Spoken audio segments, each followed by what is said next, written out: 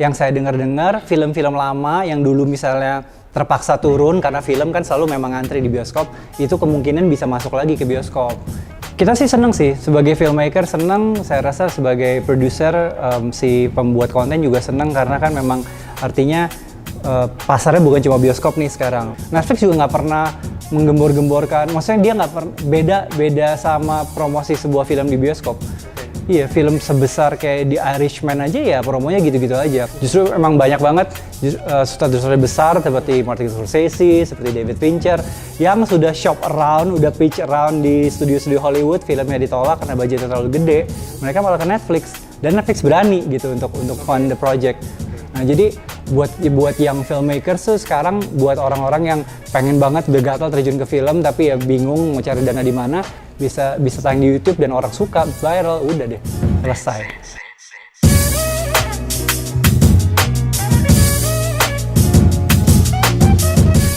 Awi Suryadi. Selamat datang. Apa kabar? Selamat datang di Dapur Bisnis Online. Sutradara film hits, pemegang rekor film horor mungkin ya? Sempat 6 bulan doang ada dipecahin kan, dipecahin rekor ya. Danur 1 waktu itu ya? Oh, Danur. Luar Wah, itu biasa. serem Danur 1, banget 2, 3 itu. kayaknya. Dan kemarin udah hampir rilis juga film KKN di Desa Penari ya? Itu keren tuh kelihatannya itu ya. Amin. Mungkin tahun depan kali ya kalau di bioskop. Masih berharap bisa tahun ini, tapi kita lihat kondisi ini gimana ya, bioskop gimana, udah aman apa belum segala. Terus gimana? Experience-nya Sibuk-sibuk apa aja selama pandemi ini?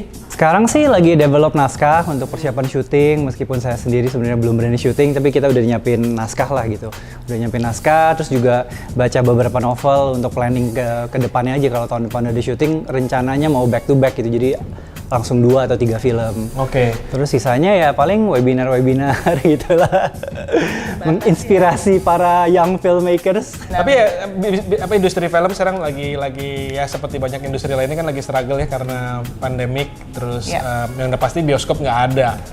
Padahal itu adalah arena terbesarnya, tempat showcasing semua karya-karyanya. Lagi nggak ada gini ya pasti semuanya pusing-pusing juga nih. Pusingnya tuh paling karena meskipun bioskop sudah buka, pertama apakah orang sudah berani nonton gitu kan. Lalu peraturan dari pemerintah pun yang memang nggak bisa ditolak adalah occupancy rate nggak mungkin 100% kan. Kayak luar negeri yang bioskopnya sudah buka ada yang cuma 30%. Katanya sih ada yang ngasih 50%. Nah misalnya untuk film-film besar gitu, misalnya contohnya kayak film horor saya yang KKN di Desa Penari, kita kan berharap waktu kita desain produksinya kan, kita sudah desain film ini menjadi film besar. Artinya break even point-nya aja berharap di 1,5 juta sampai 2 juta penonton. Nah dengan peraturan occupancy rate yang cuma boleh 30 atau 50%, apakah kita bisa kejar break even point gitu kan? Itu yang bikin kita khawatir sih gitu sebenarnya. Jadi ya was-wasnya begitu ya. Cuma kalau enaknya sih, yang saya dengar-dengar film-film lama yang dulu misalnya terpaksa turun karena film kan selalu memang antri di bioskop, itu kemungkinan bisa masuk lagi ke bioskop. Yang dulu misalnya cuma tayang berapa hari doang udah turun karena penontonnya kurang rame, bisa ditayangin lagi gitu. Saya juga ada usaha walaupun bukan di usaha film, tapi terimpact juga dengan COVID, dengan pandemi ini ya. Tapi kita ngelihat justru it's time to reflect juga kadang-kadang kan, karena orang banyak di rumah nonton, nggak bisa ke bioskop, mereka nonton mau nggak mau nonton di TV live streaming. Nah ini kan present another opportunity itu.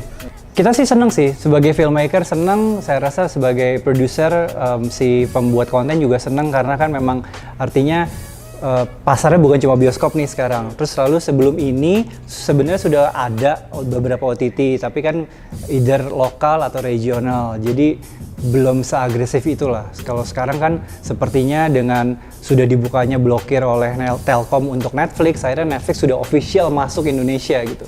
Udah ada netflix.id kan, Netflix Indonesia. Terus juga Disney Plus, Hotstar juga baru launching minggu lalu kalau nggak salah. Itu kayaknya bakal jadi major player itu tuh gede, ya? Itu gede sih. Bakal bisa jangan-jangan ngalahin Netflix itu, karena film-filmnya Netflix kan sebagian besar juga di-provide sama Disney kan, film-film Marvel segala gitu. Kalau dia bilang nggak mau ngasih ke Netflix aja udah selesai. Udah cukup, kita udah ada punya ini sendiri kan, streaming sendiri, diambil semua. Netflix tuh bakal kerasa juga kehilangan konten. Cuma dengan adanya Netflix, dengan adanya Disney Plus, memang peluang besar untuk para filmmaker dan para produser, karena memang akhirnya konten-konten kita yang udah siap dan akhirnya belum bisa tayang di bioskop karena bioskop belum buka. Udah ada, yang setahu saya aja MD Pictures sudah jual 2 filmnya yang harusnya masuk bioskop, akhirnya 2 film ini dijual eksklusif ke Disney Plus. Lalu Falcon, pemain besar juga di film, ada 2 film juga yang nggak jadi tayang di bioskop, kasih eksklusif ke Disney, Disney Plus. Artinya Disney tanggal 5 September mulai bisa kita nikmatin. Dia sudah punya stok 4 film bioskop sebenarnya, 4 film bioskop baru. Nah, approach-nya Disney Plus itu beda nggak sih dengan approach-nya dunia perfilman dulu waktu bioskop? Artinya kayak contohnya dulu biaya marketing besar kan untuk mensupport satu film. Untuk Campaign-nya kan bisa bermiliar-miliar gitu. Nah, kalau di Disney Plus atau di Netflix ini nanti misalnya ada film yang akan tayang di situ, apakah dana promosinya juga akan sebesar itu? Enggak sih, enggak. Kecuali kalau Disney kelihatannya iya, karena kan mereka punya contoh paling dekat adalah film Mulan kan. Film Mulan memang rencananya sudah mau tayang di bioskop, akhirnya belum jadi. Akhirnya mereka make a bold decision, udah kita streaming aja di Disney Plus. Itu keputusan yang menggemparkan dunia perfilman. Semua orang nggak nyangka, gila akhirnya. Oh, jadi dia nggak ke bioskop? Nggak, jadi eksklusif di Disney Plus? streaming dulu. Betul, untuk negara-negara yang bioskop sudah buka, dia tayang di bioskop dan streaming. Pokoknya streaming tuh dia berusaha make it available all over the world. Jadi Disney kan kalau negara-negara yang nggak ada bioskop ya mereka harus cuma bisa tayang di streaming. Jadi mereka call it premium video on demand. Bukan cuma bayar subscription fee monthly ke Disney. Oke, bayar rent ya, lagi, rent betul. gitu ya. Tapi rentnya untuk selama kita jadi subscriber ya Disney Plus ya. Artinya bukan cuma seminggu, bukan cuma sebulan. Selama kita masih subscriber ya Disney Plus itu kita bisa nonton terus filmnya. Tapi nggak murah, $30, $30, gila kan? Kalau untuk film-film kayak Mulan itu sih promonya tetap berjalan as if they're releasing a feature gitu di bioskop. Cuma kalau yang lain enggak sih. Netflix juga nggak pernah menggembor-gemborkan. Maksudnya dia nggak beda sama promosi sebuah film di bioskop. Iya, film sebesar kayak The Irishman aja ya promonya gitu-gitu aja. Karena ya mungkin beda gaya ya. Kalau di bioskop kan kita tahu waktu kita kan pendek kan. Jadi selalu kan kalau strategi bioskop, film bioskop adalah filmnya bagus apa enggak, kita doang yang tahu. Kita harus berusaha narik penonton secepat-cepatnya, bikin poster sebagus mungkin, bikin trailer sebagus mungkin untuk menarik mereka. Betul, untuk menarik mereka. Dan kita harus pastiin hari pertama tayang, hari kedua tayang, hari ketiga tayang, orang-orang sebanyak-banyaknya udah tahu film kita udah tayang di bioskop. Artinya sebanyak-banyak orang harus tahu. Kalau ini kan enggak. Ini kan ada terus gitu kan. Mereka ngandelin word of mouth aja sebenarnya. Nah ini kan gini, kalau di industri lain, saya lihat dari pandemi ini juga selain opportunity keluar, landscape permainan juga berbeda nih. Pemain-pemain gede yang dominan tadinya bisa kalah di balap sama yang pemain-pemain kecil. Kenapa? Karena kalau udah streaming, dana kampanye nggak perlu gede-gede, artinya jadi production quality kan, yang dialokasikan. Dan mereka artinya pemain-pemain film atau sutradara film yang punya konsep bagus, yang punya skrip bagus, mungkin bisa lebih budgetnya punya kesempatan bertanding yang sama, level playing field lah gitu. Jadi area bermainnya imbang gitu, bener nggak itu? Betul banget, betul banget. Justru emang banyak banget sutradara besar seperti Martin Scorsese, seperti David Fincher yang sudah shop around, udah pitch around di studio-studio Hollywood, filmnya ditolak karena budgetnya terlalu gede. Mereka malah ke Netflix dan Netflix berani gitu untuk fund the project. Ya karena gitu si Netflix kan memang profitnya dari subscription kan, dan semakin banyak original content terutama dari filmmaker yang visionary gitu kan, filmmaker yang memang udah sekali ber-Oscar segala, lebih bagus buat branding mereka. Oke. Dan itu apa indie banyak dong berarti ya, makin tumbuh makin menjamur mestinya. Indie banyak, lalu foreign filmmaker juga banyak di Netflix. Jadi mereka memang mungkin berusaha cater to everyone's need aja gitu, karena kan nggak semua orang suka film superhero, nggak semua orang suka film blockbuster gitu kan. Jadi yang suka film yang niche gitu, very indie, yang very unique ya di Netflix juga ada. Jadi mereka berusaha ngisi setiap slot genre lah gitu intinya. Ada transfer knowledge nggak dari pemain-pemain luar ini ya, contohnya Disney Plus, Netflix datang ke sini mau bikin film dan mereka punya set standar how to do a good movie lah misalnya gitu. Ini terjadi transfer knowledge nggak sih? Harusnya sih bakal. Yang saya tahu kan yang bakal produksi bareng baru ada 2 film bareng Netflix kan. Jadi itu belum lagi berjalan lah gitu, lagi mau mulai. Nah, ntar pasti kita dengar sih kira-kira apa sih yang bakal ditransfer dari Netflix gitu ya. Cuma kalau yang sejauh ini yang cuma jual film aja ke Netflix ya mereka ada standar-standar tertentu yang kita harus penuhi. Itu mungkin lebih bukan transfer knowledge, cuma kita tahu aja kalau waktu kita syuting film yang mau tayang di bioskop, kalau kita kepikir mau jual ke Netflix ya kita ada syarat-syarat tertentu yang kita harus penuhi gitu. Tapi syaratnya technical, bukan syarat kreatif artinya konten. Kalau konten mereka bebas. Makanya filmmaker suka. Mungkin nggak Netflix datengin production house dari Korea, dari Thailand tuh menggarap cerita-cerita Indonesia contohnya, atau tetap pemain lokal sini yang akan lebih diangkat? Kalau menurut saya sih Netflix bakal memilih bermain dengan filmmaker lokal. Iya, karena Netflix kan worldwide kan.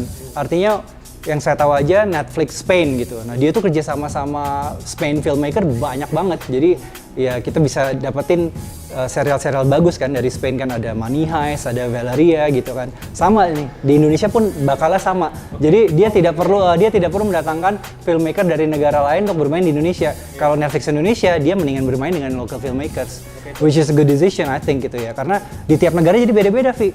Sama Netflix Jepang juga dia kerjasama sama filmmaker Jepang gitu. Jadi memang jadi flavornya semua negara beda dan authentic gitu. Nah, memang ya ini menarik ya, artinya uang pasti banyak masuk dong. Mereka dana di backing Disney, di backing sama company-company dari luar yang punya dana banyak, sehingga mungkin ya pandemik ini it's time to reflect, karena abis itu mungkin akan banyak sekali opportunity yang akan keluar ya, series. Jadi mungkin sinetron juga udah bukan melulu milik TV, tapi di Netflix ntar ada mulai ada sinetron gitu nggak kira-kira? Bakal begitu sih, bakal begitu. Makanya the demand is actually higher now gitu, karena dengan adanya streaming services ini. Cuma kita bisa seberapa cepat provide-nya aja tuh yang nggak tahu, apalagi karena ada pandemi kan. Karena sebelum pandemi ini pun sebenarnya filmmaker juga udah rada ya seperti tadi kayak Rofi bilang kan, agak overwhelmed, tapi overwhelmed-nya bukan karena dituntut macam-macam, lebih kayak so many people are asking for content now gitu. Dan kontennya beda sama TV, karena kan tidak bisa dipungkiri kalau filmmaker Indonesia kan nggak bisa sebegitu mudah memprovide konten ke TV lokal, karena memang udah beda market gitu. Jadi kan filmmaker tuh ya susah lah kalau disuruh bikin stripping sinetron gitu-gitu kan, memang kita beda gaya gitu kan. Nah, yang kita lebih cocok tuh sama si streaming service ini, OTT ini lah gitu. Jadi meskipun sama-sama serial tapi memang beda treatment gitu kan. In terms of budget gimana? Budget dibanding generous nggak mereka? Generous sih mungkin bukan generous, cuma make sense gitu deh. Bisa sama nggak nih nanti dengan dunia dengan industri film di luar negeri, atau bahkan bisa ngelawan kualitasnya? Iya. Saya rasa sih bisa. Karena saya nggak pernah even for a minute doubt our local filmmaker sebenarnya. Kemampuan, taste tuh menurut saya kita tuh udah ada. Cuma yang belum pernah kesampaian adalah opportunity dalam artian dengan production skill yang proper gitu ya. Kalau minta film action ya jangan dikasih budget segini. Kalau minta film action ya nggak bisa shooting days segini gitu. Kalau dipaksa ya kita bisa kasihnya segitu doang. Susah di compare sama luar negeri gitu kan. Tapi dengan adanya Disney Plus, Netflix itu saya rasa sih kita bisa mulai. Malah mungkin orang Disney bingung kali ya bikin film di sini 1 miliar gitu ya. Itu cuman kayak 70.000 US dollar gitu. Iya. Serius tuh gitu. Iya. Kan di MD tuh MD kan ada hire foreign scriptwriters. Jadi dia MD tuh ada kerjasama dengan produser luar negeri namanya Mario Casar. He used to be a big shot producer. Ini produser film-film Rambo, Terminator gitu. Nah, Mario Casar ini bawa a bunch of young guys from Hollywood yang mungkin di sana belum dapat kerjaan atau masih kerja film indie. Jadi bule-bule dibawa ke MD untuk discuss cerita, untuk develop cerita sama kita. Nah, mereka tuh kaget gitu. Wih, ini syuting Danur berapa hari? 11 days. Hah, gila, iya. Danur 2, 12 days. Hah, gila gitu. Mereka pasti kaget dengar cara kerja kita sih, mereka kaget. Boleh dibilang nggak kalau sekarang kita belum bisa compete dengan film-film di luar, katakanlah, itu dikarenakan memang constraint budget instead of SDM? Karena budget juga menentukan SDM kan, gitu. Jadi karena budgetnya nggak ada, ya terpaksa gue nggak bisa milih kru-kru yang menurut gue sebenarnya lebih qualify gitu. Oke, tapi let's say kita punya duit unlimited misalnya, dan kita pengen cari rekrut the best Kita people, punya apa nggak bisa gitu? compete nggak orang the best people kita dengan Bisa. bisa. Bisa. Gue cukup pede bisa sih gitu. Me speaking personally as a director yakin gitu. Dan I've worked with some of the really good film crews gitu yang menurut gue sih nggak kalah lah gitu.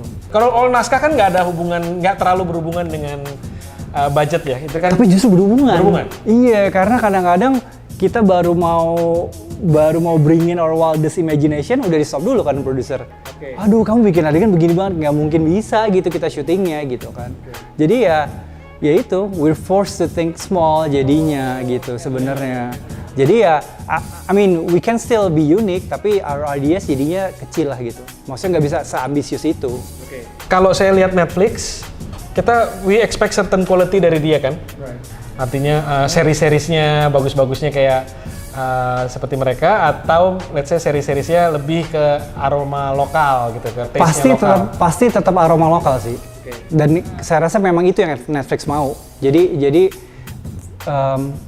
original konten dari Indonesia secara rasa gitu pasti nggak bisa sama original konten dari Thailand, dari Jerman, dari Spain gitu. Tapi memang itu yang Netflix mau karena supaya banyak pilihan kan. Kualitas sih harusnya pasti naik. Yang saya khawatirkan censorship sebenarnya. Itu saya belum kepikir tuh.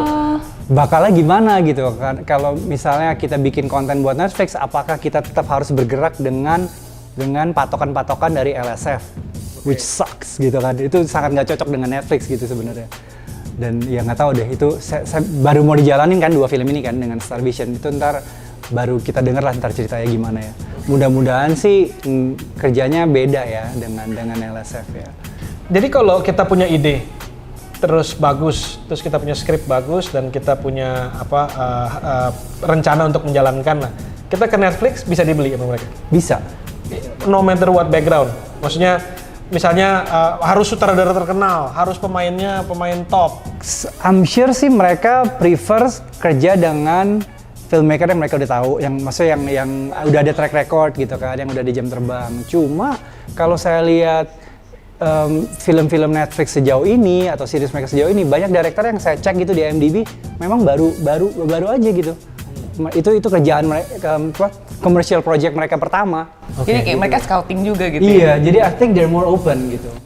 Beda dengan produser film untuk bioskop gitu. Kalau itu kan mereka lebih nggak berani segambling itu ya. Oke. Jadi let's say kita bikin trailer lah 30 detik gitu atau 1 menit gitu, mereka lihat dan mereka happy, konsep kita ini bisa dibeli sama mereka. Berarti opportunity juga untuk para startup indie company yang pengen masuk ke dunia perfilman gitu ya. Iya. Gimana, udah banyak dapat job offer untuk film-film dari Netflix atau apa, udah ada yang approach atau gimana? Netflix sudah ada kerjasama dengan MD, saya tahu. Begitu kan, saya masih ada beberapa film yang harus saya selesaikan dengan MD. Cuma apakah ntar film yang saya kerjakan buat MD itu untuk langsung Netflix eksklusif apa enggak, saya nggak tahu. Gitu. Jadi kalau Netflix kan sejauh ini ya dia masuk ke Indonesia, dia langsung develop working relationship sama producer gitu, sama production house lah, bukan sama individual director. Kalau udah di Netflix original nggak akan tayang di bioskop? Nggak, kecuali Netflix ngerasa film itu potensial untuk dibawa ke festival circuit, dan direkturnya juga maunya, oke, nggak apa-apa, gue bikin film ini khusus untuk lu ya Netflix, tapi gue ada chance untuk menang, untuk nominasi Oscar atau whatever gitu. Nah, iya, jadi si filmmakernya sendiri nih, biasanya author filmmakers kayak misalnya Martin Scorsese atau si Alfonso Cuarón gitu yang bikin Roma kan, ya nggak apa-apa, karena studio-studio besar nggak ada yang berani funding project mereka yang nggak komersil itu, tapi dengan budget seperti itu. Ya udah, dibeli sama Netflix, dikasih budget, tapi si filmmaker maunya film kita harus qualify untuk dibawa ke festival. Sedangkan kualifikasi untuk ke festival, film kita tuh harus main di bioskop. What happened to MD, Falcon? Kan mereka ini perusahaan-perusahaan gede ini kan menang di dana, menang di distribution networknya juga, terus tim kampanyenya juga kuat, dan mereka juga sekarang compete dengan Netflix dan kawan-kawan yang juga punya dana dan punya jalur distribusi sendiri, unik mereka sendiri gitu. Apa tetap akan jalan bareng terpisah mereka berdua atau gimana? terakhir kali meeting sama MD basically bilang, wih kita sekarang udah kayak startup company lagi aja nih gitu.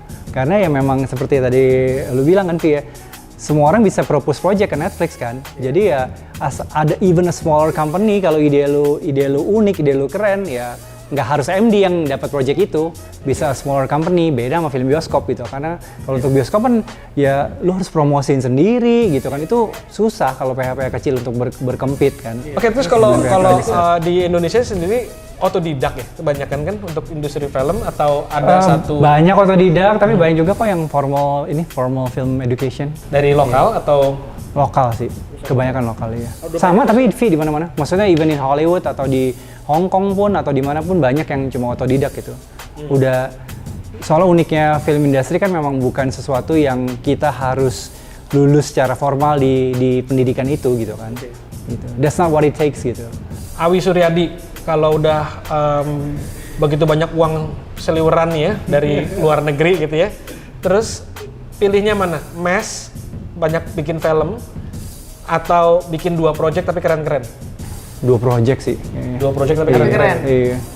Duit udah cukup sih. Amin. Malu sih gitu kalau justru kan apalagi sekarang dengan mereka itu ya kita secara sadar tahu oke, karya gue sekarang bisa available for everybody in the world gitu, as easy as just picking up their TV remotes kan.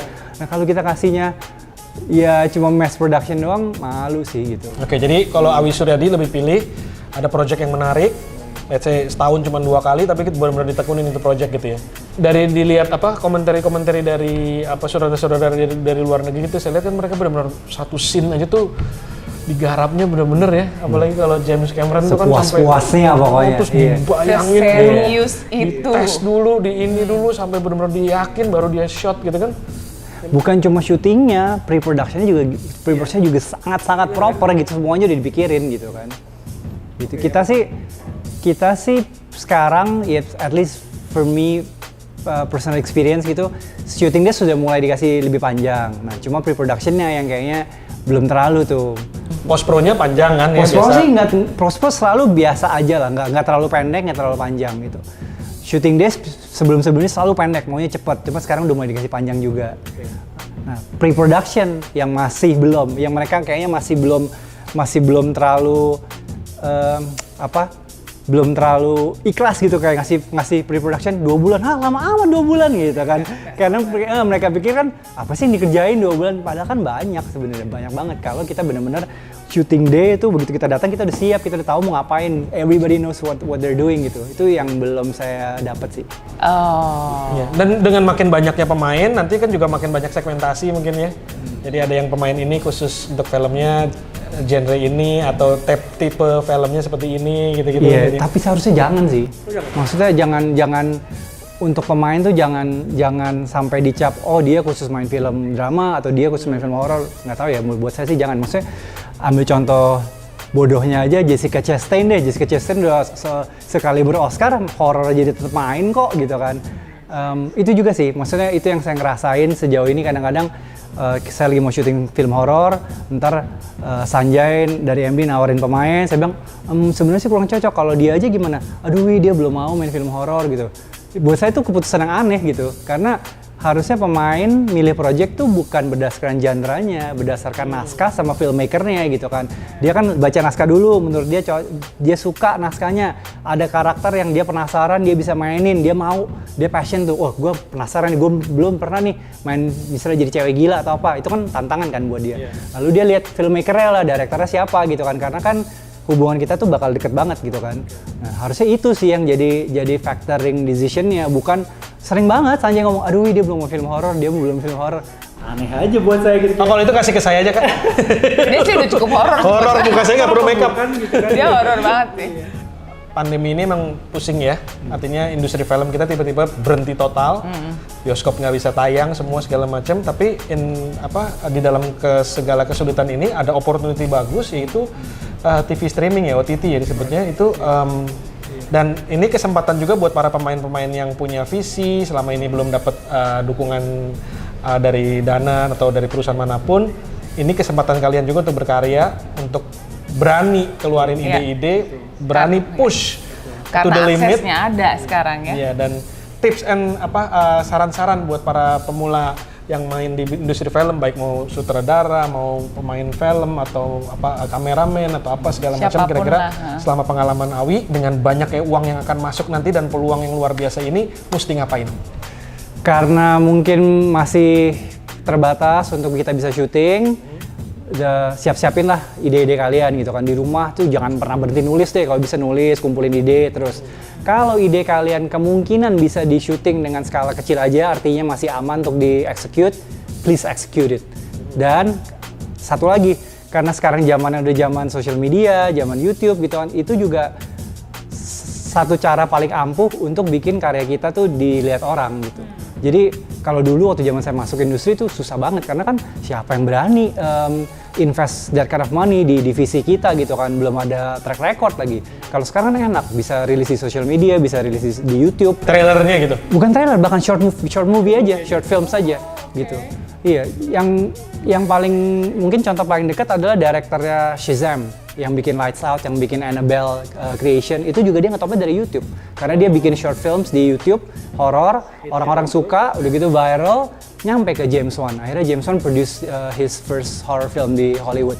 Udah gitu direkturnya Evil Dead, itu orang Spain kalau nggak salah. Spain sama Meksiko ya, Vidi Alvarez, itu juga ngetopnya di YouTube. Karena dia bikin short films juga di YouTube gitu. Nah jadi buat yang filmmakers tuh sekarang, buat orang-orang yang pengen banget begatal terjun ke film tapi ya bingung mau cari dana di mana, ya kalian coba aja ciptain ide yang bisa kalian shoot sendiri dengan teman-teman sendiri, nggak usah dengan technical yang semaksimal, asal ide kalian itu unik, bisa tayang di YouTube dan orang suka, viral, udah deh, selesai. Amin. Dengerin tuh dari Awi Suryadi. Ya, Kita bikin film besok ya. Kita bisa bikin di YouTube aja cukup. Komedi. Thank you banget Awi Suryadi. Makasih Thank you ya, juga Awi. tips dan masukan-masukannya. Mudah-mudahan Kita doain anak-anak ya yang dunia sekarang film 2021 dengan Disney Plus, dengan Netflix, dengan bioskop juga mungkin akan dibuka lagi. Moga-moga maju industri perfilman kita dan Indonesia bisa bersaing dan bahkan menang Oscar suatu saat nanti ya. Amin. Thank you, Awi Awi. Suryadi. Terima kasih banyak.